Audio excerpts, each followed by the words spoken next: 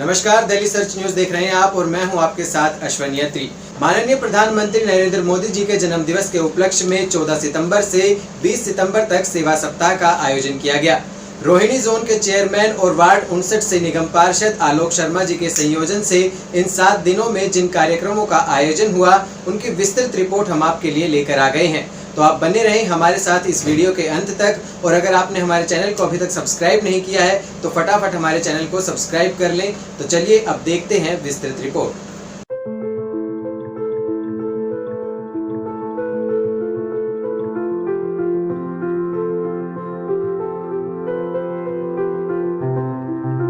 14 सितंबर यानी सेवा सप्ताह के पहले दिन रोहिणी सेक्टर 7 के साईं बाबा मंदिर से फल वितरण के कार्यक्रम से शुरुआत कर नाहरपुर मेन मार्केट में 1000 मास्क कोरोना महामारी से बचाव के लिए वितरण कर सेवा सप्ताह के इस कार्यक्रम के आयोजन की शुरुआत की गई।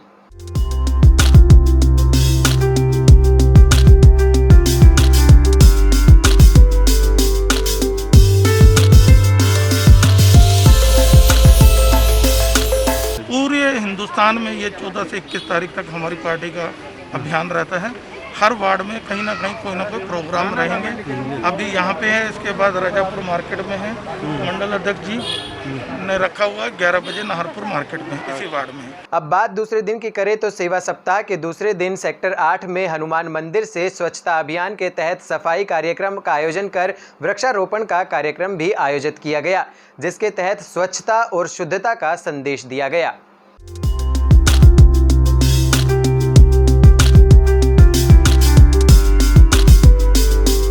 सेवा दिवस के रूप में हर मंडल में एक नए कार्यक्रम उसमें कल से शुरू हुए हैं। तो कल सबसे पहला हमने कल फल वितरण का एक कार्यक्रम रखा, उसके बाद मास्क वितरण का रखा। आज हम सफाई अभियान के उसमें सेवा दिवस के रूप में हम मना रहे हैं, और इसके बाद हम वृक्षारोपण का एक कार्यक्रम है वो करेंगे। प्रतिदिन 20 तारीख तक जो सेवा सप्ताह है वो इसी प्रकार से चलता रहेगा। जिस प्रकार से नरेंद्र मोदी जी हमारे देश के यशस्वी प्रधानमंत्री हमेशा देश के लिए वो लगे रहते हैं, तो उनके जन्मदिवस के उपलक्ष्य में एक सेवा सप्ताह के रूप में जो ज़रूरतमंदों के लिए कोई काम है, अभी इसके बाद जो अन्य और कार्यक्रम रहेंगे जिसमें हम जो गरीब व्यक्ति हैं जो सुन नहीं सकते उनको हियरिंग एड का उसमें दिया जाएगा। उसके अंदर जूते चप्पल बांटे जाएंगे, काढ़े का वितरण होगा। अनेकों ऐसी चीज़ हैं जो गरीब लोग नहीं उसको ले पाते। मॉनसूनी सीजन में सेवा सप्ताह के तीसरे दिन डेंगू और चिकनगुनिया के खतरे को देखते हुए सेक्टर 8 में फॉगिंग और कीटनाशक दवाइयों का छिड़काव किया गया। इसके साथ ही नाहरपुर गांव में सीनियर सिटीजन्स के बीच में आयुष काढ़ा, सैनिटाइजर और मास्क का वितरण किया गया।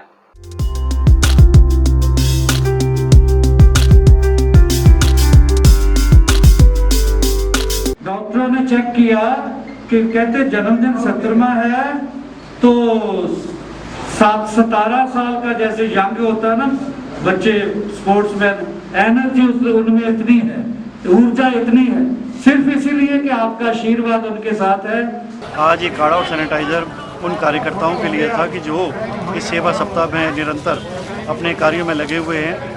उनकी भी सेफ्टी बहुत ज़रूरी है, और पिछले 14 तारीख से ये सारा सेवा दिवस के रूप में जो कार्यक्रम शुरू हुए हैं, प्रतिदिन 2 कार्यक्रम मेरे वार्ड में जो रहते हैं, और लगातार आगे भी 20 तारीख तक निरंतर ये कार्यक्रम चलते रहेंगे।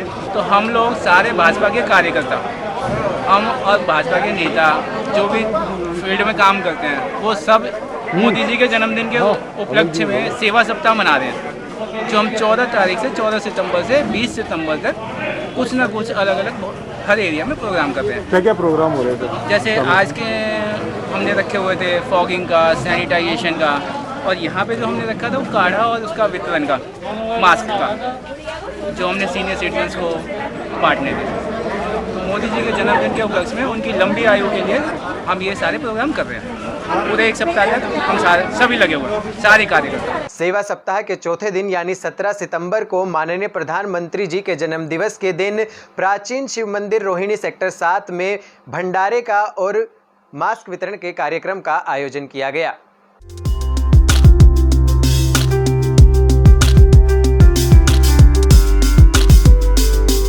विश्व के सबसे ताकतवर नेता प्रधानमंत्री नरेंद्र मोदी जी के 70वें जन्मदिन के उपलक्ष्य में आज हमने G22 और 20 के बीच सेक्टर 7 में भंडारे का आयोजन किया है। और स्वच्छता अभियान रखा गया है, जिसमें नरेंद्र मोदी जी के जन्मदिन के उपलक्ष्य पर हमारे भाजपा के सभी कार्यकर्ता शामिल हुए और बढ़ चढ़कर उनका सहयोग मिला। और आगे भी उन्होंने यही बोला कि हमेशा हमारे साथ और हमारा सहयोग देते रहेंगे। सेवा सप्ताह के 5वें दिन पॉकेट D11 से स्वच्छता अभियान की शुरुआत कर फॉगिंग और कीटनाशक दवाई का छिड़काव किया गया। इसके बाद बाबा साहेब अंबेडकर भवन के प्रांगण में हरिजन बच्चों को स्टेशनरी के सामान का वितरण किया गया।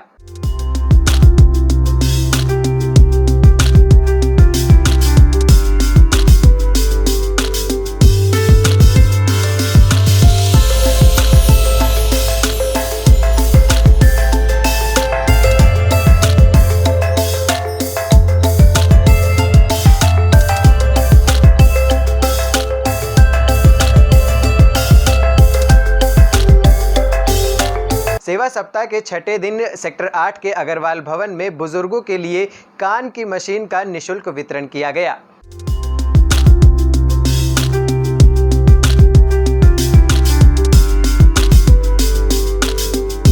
संगठन और सप्ताह मिलकर इस प्रकार के हमने सेवा सप्ताह मनाए हैं। हम यहाँ बैठे बैठे सभी बुजुर्गों से मेरी प्रार्थना है, नरेंद्र मोदी जी का बहुत अच्छा हो, दीर्घायु हो और इस भारत को फिर से परम वैभव पहुंचाने के लिए, भारत माता को फिर से सिंहासन पर बिठाने के लिए भारत की डंका दुनिया भर में बजे, इसलिए वो कार्य कर रहे हैं। आपको सबका प्रेम, प्यार, आशीर्वाद नरेंद्र मोदी जी को मिले, इतने कहते हुए मैं अपने वाणी को विराम देता हूँ। बहुत बहुत धन्यवाद। मैं हमेशा प्रयास करता हूँ कि कुछ ना कुछ ऐसा कार्य बड़े बुजुर्गों के लिए किया जाए जो उनके मान सम्मान के लिए किया जाए। तो हर वर्ष की भांति इस वर्ष भी मेरे मन में विचार आया कि जिन लोगों को सुनाई कम देता है, जो पैसे जिनके पास नहीं है, ऐसे लोगों को ये मशीन, कान की मशीन दी जाए जिससे कि वो सुन सकें। सेवा सप्ताह के 7वें और अंतिम दिन सेक्टर 8 में चाय वालों को प्रधानमंत्री नरेंद्र मोदी की तस्वीर और चाय की किट का वितरण किया गया।